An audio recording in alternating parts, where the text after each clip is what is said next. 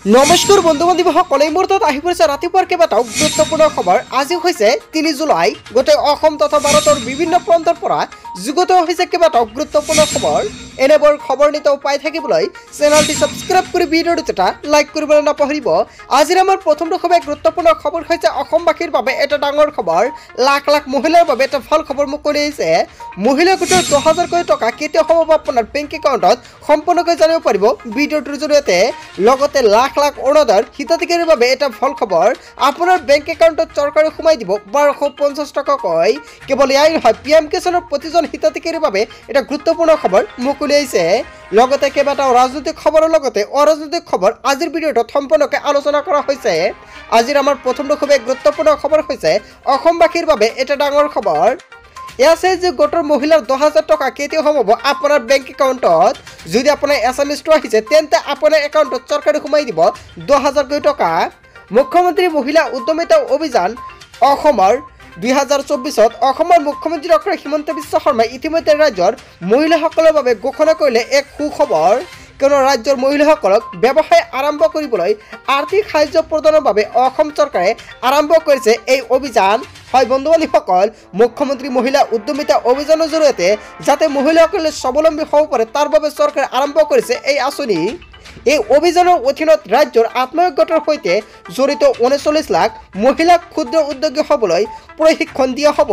আৰু মুখ্যমন্ত্ৰী মহিলা উদ্যমিতা অভিযানৰ অধীনত ৰাজ্যৰ যোগ্য মহিলাসকলক ঋণৰ ৰূপত ৩৫,০০০ টকা আৰ্থিক সাহায্য প্ৰদান কৰা হ'ব।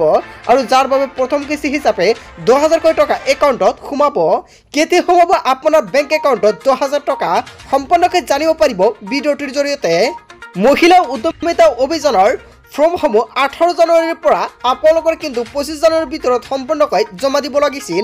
আৰু কোনোবাই কিন্তু সম্পূৰ্ণকৈ তাৰিখটো বৃদ্ধি কৰা হৈছিল, তাৰ বাবে কিন্তু ৬ তাৰিখৰ ভিতৰত কিন্তু সকলোৱে কিন্তু আবেদন প্ৰক্ৰিয়াৰ ফৰ্মটো জমা দিব লাগিছিল। আৰু ইয়াৰ ভিতৰতে জিলাভিত্তিক বাবে গ্ৰাম পঞ্চায়তৰ বিতৰণ প্ৰক্ৰিয়া আৰম্ভ কৰিছিল। আৰু এই ফৰ্মসমূহ কিন্তু গ্ৰাম পঞ্চায়তৰ পৰা বিতৰণ কৰা হৈছিল। উল্লেখযোগ্য যে এই ফৰ্মসমূহ চৰকাৰে চাই আছে আপুনি ১০০০০ টকা পোৱাৰ যোগ্য হয় নে নহয়।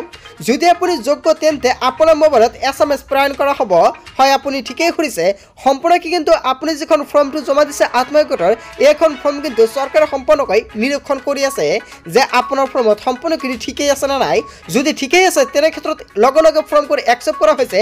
আৰু একচেপ্ট হোৱাৰ লগে লগে আপোনাৰ মোবাইল যোগে এখন SMS প্ৰেৰণ কৰা হৈছে। আপোনাৰ মোবাইলত SMS-টো আপুনি লাভ কৰিছে নে নাই নিশ্চয় আপুনি সম্পূৰ্ণকৈ জনাব।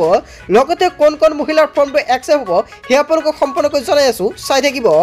এতিয়া চাওক বন্ধু বান্ধৱীসকল, আপোনালোকে সম্পূৰ্ণকৈ ইয়াতে দেখা পাইছে, ইয়াতে কিন্তু দুটা বক্স দেখা পাইছে। ইয়াতে কিন্তু আপোনালোকৰ গছপুলিৰ ফটোটো দিব লাগিছিল। আপুনি ফটোটো যদি আপলোড কৰিছে ফৰ্মত বা সম্পূৰ্ণকৈ আপুনি ফটোটো দি দিছে আৰু আপোনাৰ ফটোটো জিঅ'টেগ কৰা হৈছিল নে। যদি আপুনি ফটোটো জিঅ'টেগ কৰা নাই তেনে ক্ষেত্ৰত কিন্তু আপুনি ১০০০০ কোটি টকা নাপাব। লগতে আপোনাৰ ফৰ্মটো কিন্তু একচেপ্ট নহ'ব, ৰিজেক্ট হৈ যাব। তলত চাওক ইয়াতে সম্পূৰ্ণকৈ উল্লেখ কৰা আছে দুটা বক্স, আৰু এই দুটা বক্সতে কিন্তু আপোনালোকৰ ফটোটো দিব লাগিছিল। যদি আপুনি ফটোটো দিয়া নাই তেনে ক্ষেত্ৰত কিন্তু আপোনাৰ ফৰ্মটো একচেপ্ট নহ'ব আৰু আপুনি SMS-টো লাভ নকৰিব। তাৰপিছত তলত চাওক এটা সম্পূৰ্ণকৈ ইলিজিবিলিটিসমূহ দি আছে, কোন কোন মহিলাই লাভ কৰিব ১০০০০ কোটি টকা। যদি এইকেইটা ইলিজিবিলিটিত আপুনি নপৰে তেনে ক্ষেত্ৰত আপুনি ১০০০০ টকা নাপাব, লগতে বঞ্চিত হৈ যাব। তলত চাওক ১ নম্বৰত দি আছে ইয়াতে সদস্যগৰাকীও অসম ৰাজ্যিক গ্ৰামীণ জীৱিকা অভিযানৰ অধীনত থকা আত্মসহায়ক গোটৰ সক্ৰিয় সদস্য হ'ব লাগিব। হয়, আপুনি ঠিকেই শুনিছে, কোন কোন মহিলাই লাভ কৰিব ১০০০০ কোটি টকা ইয়াৰ কিন্তু সম্পূৰ্ণকৈ ফৰ্মত উল্লেখ কৰা আছিলে। লগতে সদস্যগৰাকী বৈধ বা কাৰ্যকৰী বা সক্ৰিয় আধাৰ সংযুক্ত ছেভিং বেংক একাউণ্ট থাকিব লাগিব। হয়, আপুনি ঠিকেই শুনিছে, আধাৰ কাৰ্ডৰ লগত আপোনাৰ কিন্তু লিংক থকাকৈ এখন বেংক একাউণ্ট থাকিব লাগিব। আৰু বেংক একাউণ্ট নথকা সদস্যলৈ আঁচনিৰ বাবে আবেদন কৰাৰ পূৰ্বে এটা একাউণ্ট খুলি ল'ব লাগে। আৰু আপুনি আবেদন কৰাৰ সময়ত যদি আপুনি এখন একাউণ্ট খোলা নাই তেনে ক্ষেত্ৰত এতিয়া আপুনি একাউণ্টটো খুলি ৰাখক। যদি আপোনাৰ ফৰ্মটো একচেপ্ট হৈ যায় তেনে ক্ষেত্ৰত কিন্তু আপুনি ১০০০০ টকা নাপাব সদস্যগৰাকীৰ। লগতে কৈছে ফেডাৰেচন বেংক লগতে বিত্তীয় প্ৰতিষ্ঠান আদিৰ পৰা ঋণ লৈ প্ৰতিশোধ নকৰা আত্মসহায়ক গোটৰ সদস্য হ'ব নালাগে।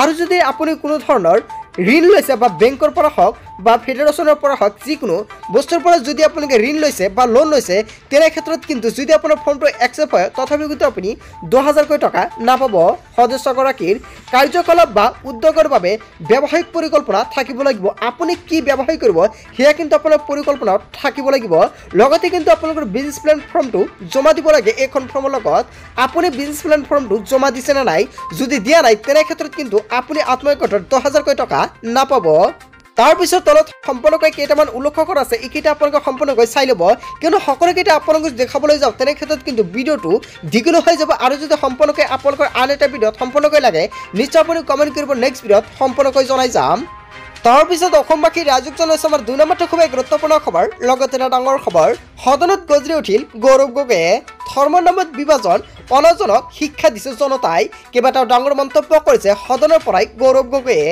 সদনত গজৰি উঠিল গৌৰৱ গগৈয়ে যোৰহাটবাসীক সদনত ধন্যবাদ জনালে সদনৰ জৰিয়তে গৌৰৱ গগৈয়ে মুখ্যমন্ত্ৰী হিমন্ত বিশ্ব শৰ্মা পৰাস্ত হৈছে যোৰহাটত সাম্প্ৰদায়িক আজমূলক বিদায় দিছে ধুবুৰীবাসীয়ে সাম্প্ৰদায়িক আজমূলক বিদায় দিছে ধুবুৰীবাসী এনেকুৱাকৈ কটাক্ষ কৰিছে ধৰ্মৰ নামত বিভাজন অনাসকলক শিক্ষা দিছে জনতাই অসমৰ বান পৰিস্থিতিক লৈও সদনত ভাষণ দিছে গৌৰৱ গগৈয়ে অসমত বান পৰিস্থিতিৰ বাবে ব্যৱস্থা লওক চৰকাৰে শীঘ্ৰেই অসমলৈ প্ৰেৰণ কৰক NDRFৰ দল অসমৰ বান পৰিস্থিতি পৰিদৰ্শন কৰক জলশক্তি মন্ত্ৰীয়ে নৰেন্দ্ৰ মোদীক কঠোৰ সমালোচনা কৰিছে গৌৰৱ গগৈ বয় আৰু ব্ৰহ্মক সাৰথী হিচাপে লৈছে নৰেন্দ্ৰ মোদীয়ে জনতাক দেশত তদন্তকাৰী সংস্থাসমূহৰ বয় দেখুৱাই মোদীয়ে কেৱল এয়াই নহয় নীট পৰীক্ষাৰ্থীক লৈও শিক্ষামন্ত্ৰীক তুলনা কৰিছে গৌৰৱ গগৈয়ে সদনত গজৰি উঠিল গৌৰৱ গগৈ এনেকুৱাকৈ গৌৰৱ গগৈ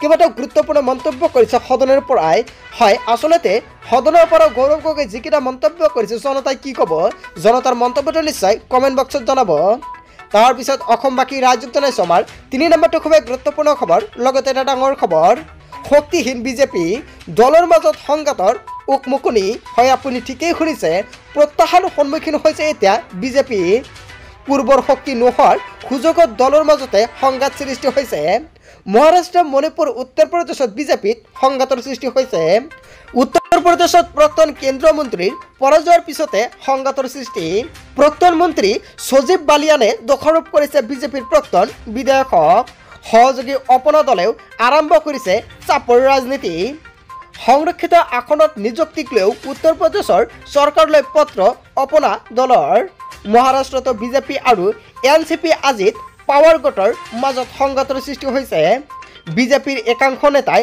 পৰাজয়ৰ বাবে জগৰীয়া কৰিছে অজিত পাৱাৰ গোটক আৰু ইফালে মণিপুৰৰ বিধায়ক দল এটা অলপতে উপস্থিত হৈছে দিল্লীত এন বীৰেন সিং চৰকাৰৰ প্ৰতি অসন্তুষ্ট প্ৰকাশ কৰে বিধায়কৰ দলটোৱে ৰাজ্যখনৰ হিংসা প্ৰতিৰোধত এন বীৰেন সিং ব্যৰ্থ হোৱা বুলি অভিযোগ উত্থাপিত হৈছে প্ৰত্যাহ্বানৰ সন্মুখীন হৈছে এতিয়া বিজেপি চৰকাৰ তাৰপিছত অসমবাসী ৰাজুক জনাইছে আমাৰ 4 নম্বৰটো খুবেই গুৰুত্বপূৰ্ণ খবৰ লগতে এটা ডাঙৰ খবৰ ৰাজ্যৰ প্ৰয়াকাৰী বানৰ প্ৰবাহ হয় বন্ধুবান্ধৱীসকল ভয়ংকৰভাৱে ৰাজ্যত বৃদ্ধি পাইছে বৰষুণ আপোনাৰ ৰাজ্যৰ অৱস্থাটো কেনেকুৱা নিশ্চয় আপুনি কমেণ্ট কৰি জনাব লগতে আপোনাৰ ৰাজ্যত কোনো ধৰণৰ বানৰ প্ৰভাৱ পৰিছে নেকি যদি বানৰ প্ৰভাৱ পৰিছে তেনে ক্ষেত্ৰত আপোনাৰ কোনটো অঞ্চল সেও আপুনি কমেণ্ট কৰি জনাব লগতে যেতিয়া বানৰ বাবে সাহায্য প্ৰদান কৰিব লাখ লাখ কৃষকৰ একাউণ্টত কিন্তু চৰকাৰে সোমাই দিব টকা যদি আপোনাৰ বানত ধৰণৰ ক্ষয়ক্ষতি হৈছে বা কৃষিৰ ক্ষয়ক্ষতি হৈছে তেনে ক্ষেত্ৰত কিন্তু আপোনাৰ একাউণ্টতে চৰকাৰে সোমাই দিব টকা আৰু যেতিয়া আবেদন প্ৰক্ৰিয়া আৰম্ভ হয় নিশ্চয়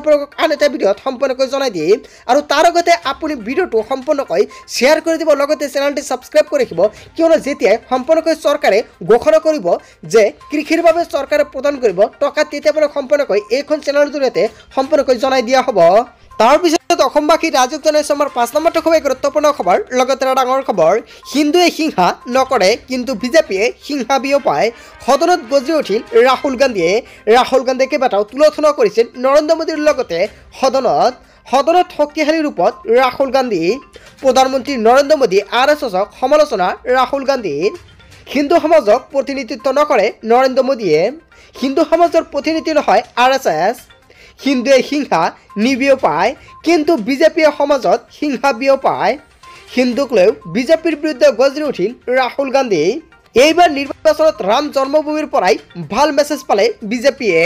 ৰাহুল গান্ধীৰ এই মন্তব্যৰ পিছতেই ৰাজনৈতিক মহলত ধুমুহাৰ সৃষ্টি হৈছে। ৰাহুল গান্ধীয়ে হিন্দু সমাজক ক্ষমা খুজিব লাগে বুলি প্ৰতিক্ৰিয়া বিজেপিৰ তৰফৰ পৰা। সদনত শক্তিশালী ৰূপত ৰাহুল গান্ধী। হয় বন্ধু-বান্ধৱীসকল, কেইবাটাও গুৰুত্বপূৰ্ণ খবৰ মুকলি হৈছে আজিৰ দিনটোত। বন্ধু-বান্ধৱীসকল, লগতে লাখ লাখ মানুহৰ বাবে এটা ভাল খবৰ আহি পৰিছে। যদি আপোনাৰ অৰুণোদয় বা অৰুণোদয় 2.0 লগতে আপুনি পেঞ্চনাৰ, তেন্তে আপোনাৰ বাবে এটা গুৰুত্বপূৰ্ণ খবৰ মুকলি হৈছে আজিৰ দিনত।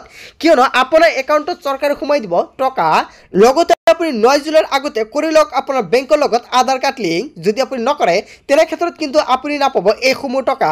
অৰুণোদয় আঁচনিৰ টকা কিন্তু আপোনাৰ বেংক একাউণ্টত সোমাই যাব 10 জুলাইত, আৰু 9 জুলাইৰ আগতে আপুনি ডিবিটি লিংক কৰি ৰাখক আপোনাৰ বেংক একাউণ্টৰ লগত। বন্ধু-বান্ধৱীসকল, গোটেই অসম তথা ভাৰতৰ বিভিন্ন প্ৰান্তৰ পৰা যুগুত হৈছে কেইবাটাও গুৰুত্বপূৰ্ণ খবৰ।